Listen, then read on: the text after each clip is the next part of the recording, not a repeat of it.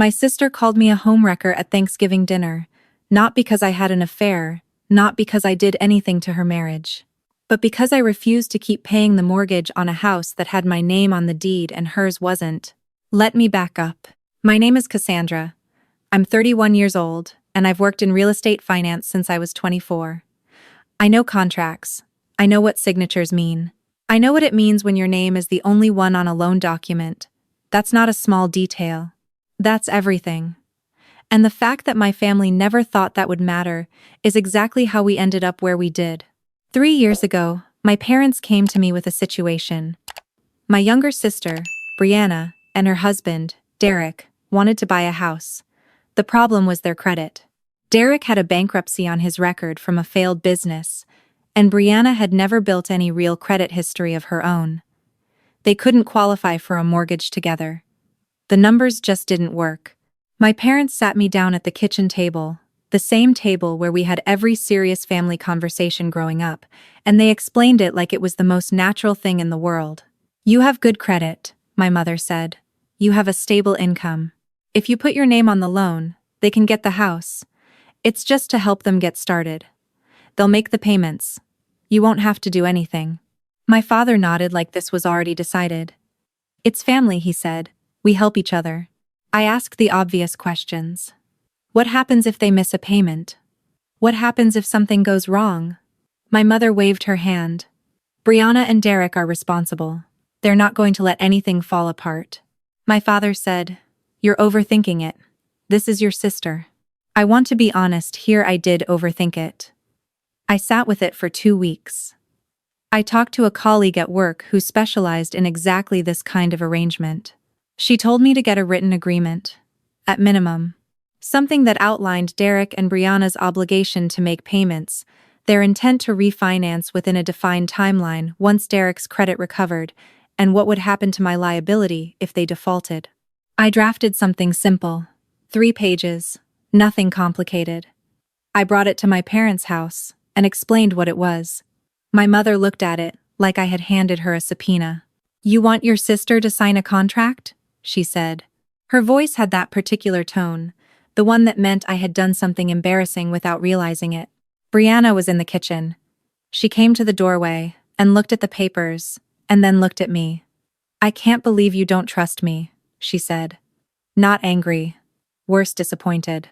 Like I was the one behaving badly. My father said, Cassandra, we're not a business, we're a family. I put the papers back in my bag. I told myself they were right. I told myself I was being paranoid. I told myself this was my sister, and of course she would do the right thing. I signed the loan documents 2 weeks later. The house was in Austin, a 3-bedroom, 2-bath in a neighborhood that was starting to appreciate. $387,000. 30-year mortgage. My name, my credit, my liability. The first year was fine. Derek sent me a text every month when the payment went through. Sometimes it was a screenshot of the confirmation. Sometimes it was just done with a thumbs-up emoji. It felt transactional, which I told myself was fine. Businesslike even. Clean. The second year, the texts became less consistent. I'd check my credit monitoring app. Yes, I had set that up and see the payment had cleared, usually a few days later than before, but cleared. I told myself it was fine. 14 months into the second year, I got an alert on my phone at 6:47 inches the morning. A missed payment notification. I sat up in bed and read it twice. I texted Derek.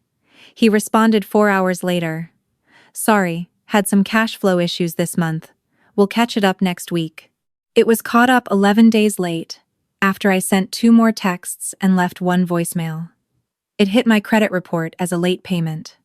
30 days late is the threshold for a major negative mark. We were at 22 days when it finally cleared. Close enough that my hands were shaking when I got the confirmation. I called my mother that night.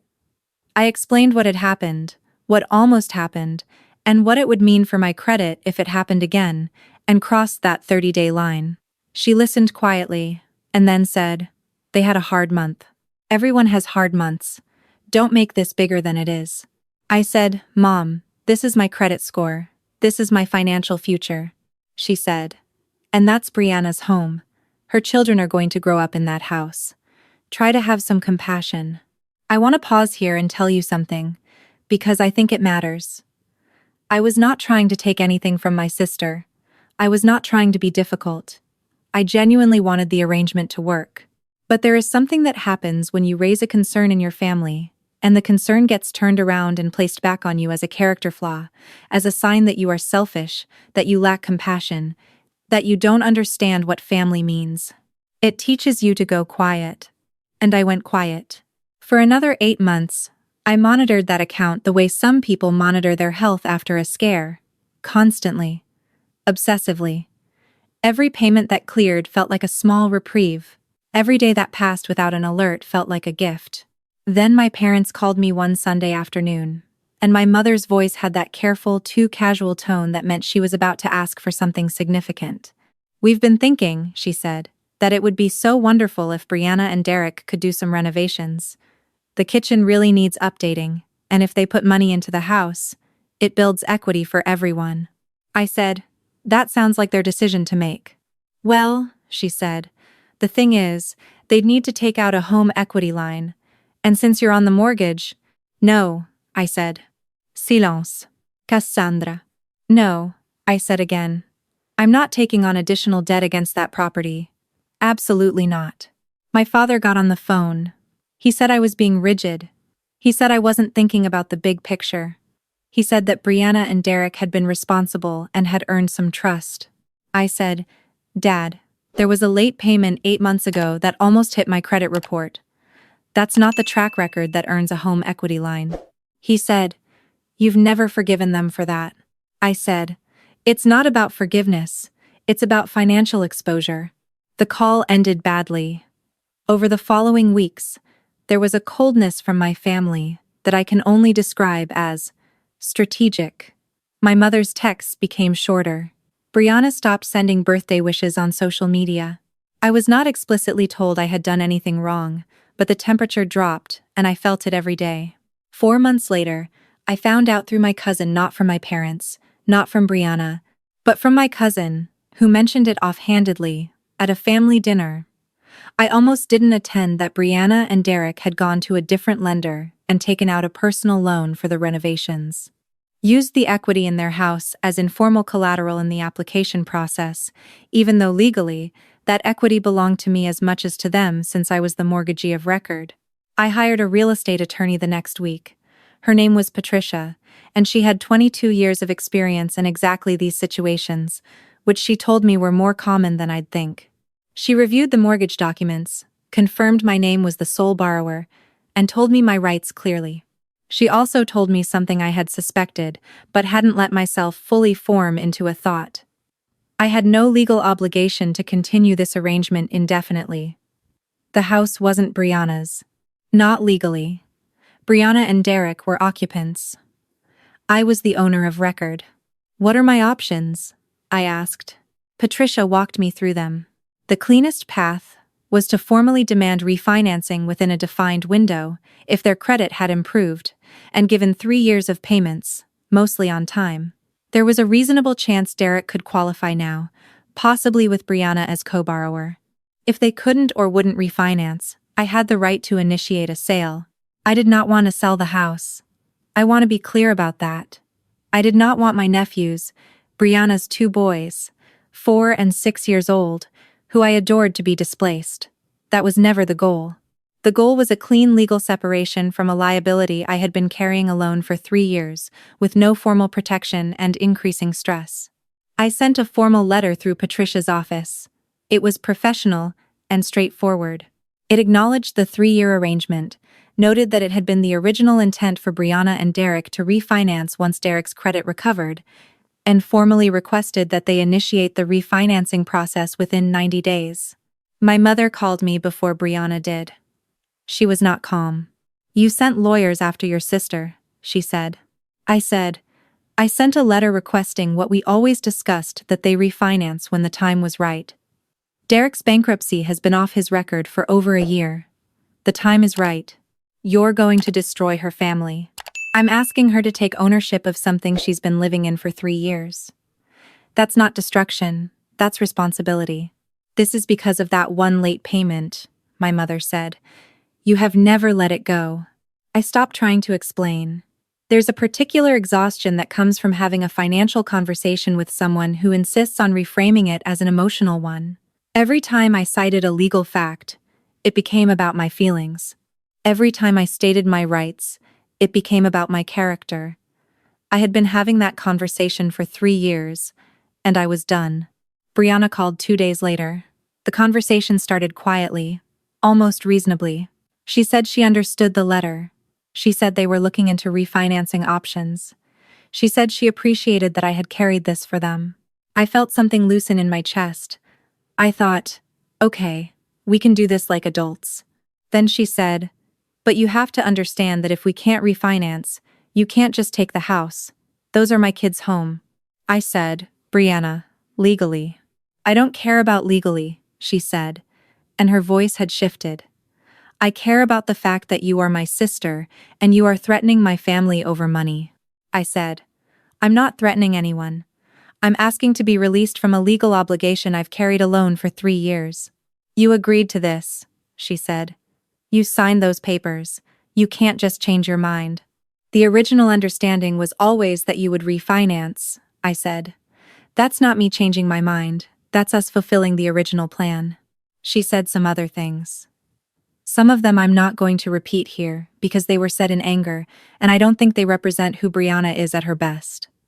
But she called me cold. She said I cared more about my credit score than my nephew's. She said that if I had ever really loved her family, I would find a way to make this work without lawyers. I let her finish. Then I said, I hope the refinancing process goes smoothly. Patricia's office will be in touch about next steps. I cried after I hung up. I want to say that plainly, because I think people sometimes tell these stories and leave out the part where it hurt. It hurt. These were people I loved. That house had my nephews in it. None of this was uncomplicated for me. But I had also spent 3 years swallowing my legitimate concerns to keep peace, and the cost of that peace had been paid entirely by me. The 90-day window was not smooth. Derek and Brianna applied to 3 lenders. The first 2 came back with rates they called unacceptable. Patricia's office communicated with their representative they had hired a real estate agent who was functioning as a kind of informal negotiator throughout this period. Then came Thanksgiving. My parents had hosted Thanksgiving for our entire extended family for as long as I could remember. Aunts, uncles, cousins, my grandmother on my mother's side who was 81 and still made the sweet potato casserole herself. I almost didn't go.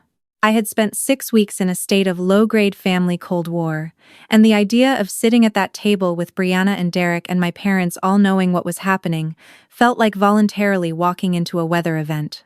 But my grandmother had called me personally and asked me to come. She said, "Whatever is happening with your sister, it's between you and your sister. Don't take it out on the rest of us." She was right, so I went. For the first 2 hours, it was almost normal. I helped my aunt set the table. I played with my nephews in the backyard. I talked to my uncle about his retirement plans. The food was good. The house smelled the way it always smelled at Thanksgiving.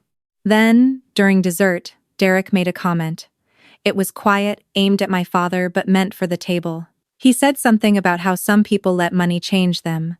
How some people forget what family means when they start making real income. I looked up from my pie. My mother put her hand over Derek's and said, softly, "Let's not." But Brianna was already speaking. She said that she had spent 3 years being grateful and responsible and trying to do the right thing, and that the moment she had one hard month, I had turned into a landlord instead of a sister. She said she had never done anything to me. She said she couldn't believe I was going after her family through lawyers. She said she felt sorry for me, honestly, because clearly I had decided a credit score was worth more than a relationship. The table was very quiet. I looked at my grandmother. She was watching me steadily. I put my fork down. I said, calmly, and I am proud of how calm I was. I co-signed a $387,000 mortgage and carried that liability for 3 years. I asked for one thing in return, that we follow the plan we all agreed to, and refinance when Derek's credit recovered. That's it. That's the whole story. Derek said, That's not the whole story, I said. Then tell me what I'm missing. He said I was being vindictive. He said I'd been looking for a reason to do this since the late payment. He said I had never really wanted to help them. I had just wanted something to hold over them. My grandmother said, very clearly, from the end of the table, "Derek, that's enough." Everyone looked at her. She was small and she was 81, and her voice was absolutely certain. She said, "Cassandra signed her name to protect your family when you couldn't do it yourselves. She is asking you to take that responsibility off her plate now that you can. That is not vindictive. That is reasonable." She looked at my mother. "And you know it is." My mother looked at her plate. My grandmother said, "Cassandra, honey, you don't owe anyone an argument at this table. You did the legal thing and you're doing the right thing." Brianna called me a homewrecker 15 minutes later, when people were clearing plates. She said it quietly, almost hissed, when we were briefly alone in the kitchen. I looked at her, my little sister, who I had taught to drive, who I had helped move into her first apartment, who I had stood beside at her wedding, and I said, "I hope the third lender comes through. I really do." She didn't say anything. I put on my coat and said goodbye to my grandmother and left. The third lender came through. Patricia called me on a Tuesday morning, 7 weeks after Thanksgiving. Derek and Brianna had been approved for a mortgage in their own names. The rate was higher than mine had been. That was the reality of the current market and Derek's recovering credit, but they were approved. Closing was scheduled for 6 weeks out.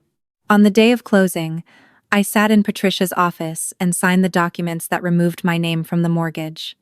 It took about 20 minutes. Patricia's assistant brought in coffee. There was no drama. There was no confrontation. There was just paperwork and signatures, and then it was done. I sat in my car in the parking lot for a few minutes afterward. I wasn't sad exactly. I was something I didn't have a precise word for, lighter, maybe, but also a little hollow. The way you feel when you've been braced for something for so long that when it's finally over, your body doesn't quite know what to do with the absence of tension. I texted my grandmother. I said, "It's done. My name is off the mortgage." She texted back 6 minutes later. She said, "Good. Now go take care of yourself." My mother sent a text 3 days after closing. It said, "I hope you're happy now." I read it twice. I typed several responses and deleted them all. I left it on read. Brianna has not contacted me. I don't know if she will. I have sent her 2 texts in the months since, one on her birthday, one on her older son's birthday. She acknowledged neither. I have made peace with that, or I am making peace with it. Those are different things, and I'm trying to be honest about which one I'm actually doing. What I know is this. I loved my sister enough to put my name on a mortgage.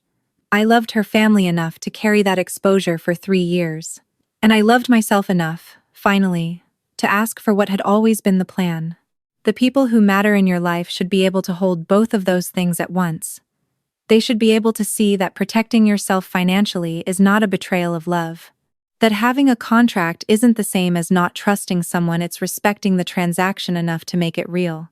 That asking for what was agreed upon is not the same as asking for too much. My grandmother told me, at Thanksgiving, that I didn't owe anyone an argument. I've been thinking about that a lot.